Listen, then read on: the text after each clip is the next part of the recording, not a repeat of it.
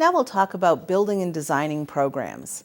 This is a complicated topic that we'll revisit many times. The general idea is that we need to find a way to strategically develop programs. As an analogy, we don't write an English essay by sitting down and just typing, or at least you shouldn't. You need to organize your thoughts first, write an outline, develop topic sentences in your main arguments, and then smooth it out. We need to do something similar in programming. The strategy we're going to use is called test-driven development. Before you write the program, what you do is decide exactly what you want the program to do. You create specific test data that covers all the cases, or at least as many as is practical. Spreadsheets can be great for this. Let's take an example. We'll write a program that reads in the number of Facebook status updates you make each day for 7 days, and then projects how many you'd make in a year. The first thing we do is develop the test data. So let's look for some easy cases first.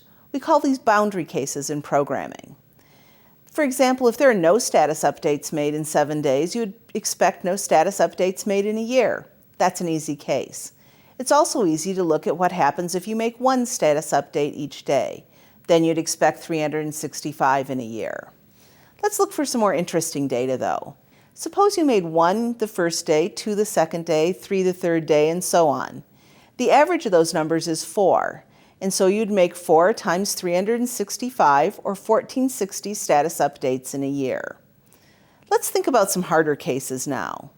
What if the average doesn't work out nicely to an integer? You might make 1 status update the first 3 days and 2 the last 4. The average of those numbers is 1.57.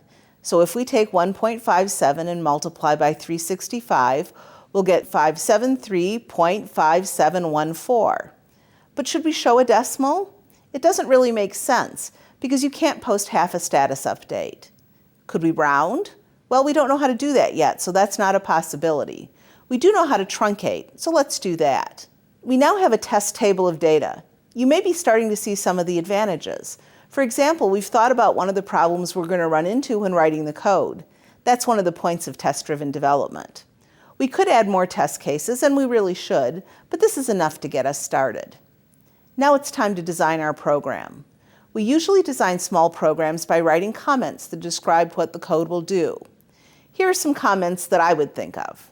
First, you would read in 7 values from the user, keeping a running sum of the number of status updates. Then calculate the average number of updates per day. Then calculate the number of updates per year, and show the user the result. Now let's finish the program. Now it's time to actually write the code. Do it slowly. Check that it compiles and runs as often as possible, even if it doesn't do anything yet. Usually you're going to have some syntax errors. Then the code won't compile. You see this in Eclipse by words that are underlined with little red squigglies. The first thing to do is read your code carefully. Look for mistakes in spelling, punctuation, capitalization, forgetting asterisks for multiplication, and substituting curly braces, parentheses, and square brackets. You may need to compare to programs that do run to see the differences. You may even have to get help from somebody else at first, but don't worry, eventually this gets easy. Once your code compiles, you need to test it. You test it using the data that you've already developed. When your test data doesn't match what your program puts out, it's time to debug your program. The word debugging has an interesting story behind it. It was coined by Admiral Grace Hopper when she found a moth that was stuck in the computer was ruining her program, and we've called it debugging ever since. You can read more about this amazing woman, and I encourage you to do so. So let's talk about some debugging strategies. First, read your code carefully. Think about the nuances of Java.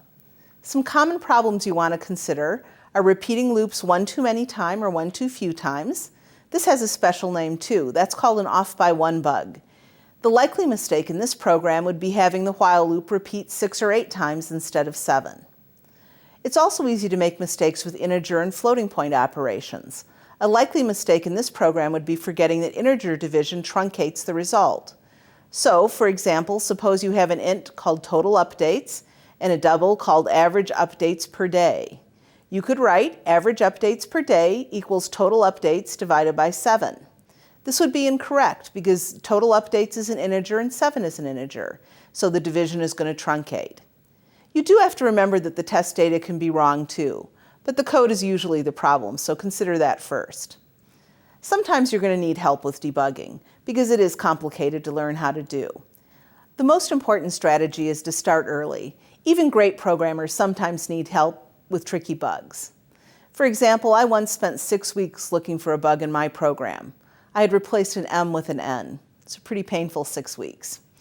Create your test data first. Design your program by writing comments that describe what the code should do. Write the code a few lines at a time. Make sure it compiles as you go along.